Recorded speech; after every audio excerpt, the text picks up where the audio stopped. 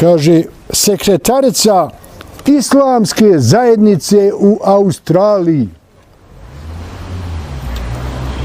Da su Čevljanovići, ja bih rekao, jest, na Čevljanovićima može naku. Ona usta, ono pjevanje, one trepavice, ono tandara, mandara, estrada.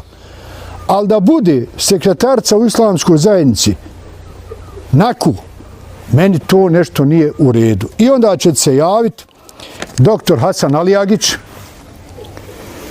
koji predvodi grupu za istinu i pravdu u Australiji, gdje dokazuje kriminale tog takozvanog muftije i štićenika od kvazi rejsa tog Bekrića.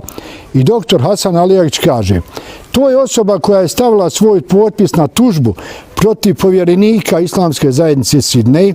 Naravno, to je bilo učinjeno pod direktivima Jasmina Bekrića. Njegov interes u pokušaju da se uzurpira vlasništvo Islamske zajednice Sidney je jasno. Tek sada, nakon ove pjesme, se vidi koji su njeni interesi.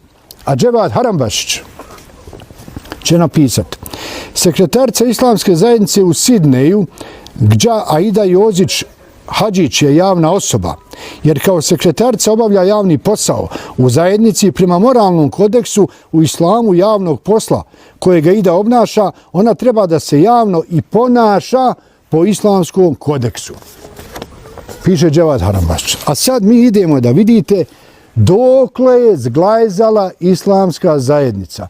Da vidite vi taj kodeks, Turbo Folk, Čevljanovići, sve to mala maca za ovaj rasap, moralni, etički, estetski rasap Islamske zajednice. Ovo što ćete sad vidjeti, baš ovo, to vam je, dragi moji, prava, pravcata, istinita slika stanja u Islamskoj zajednici.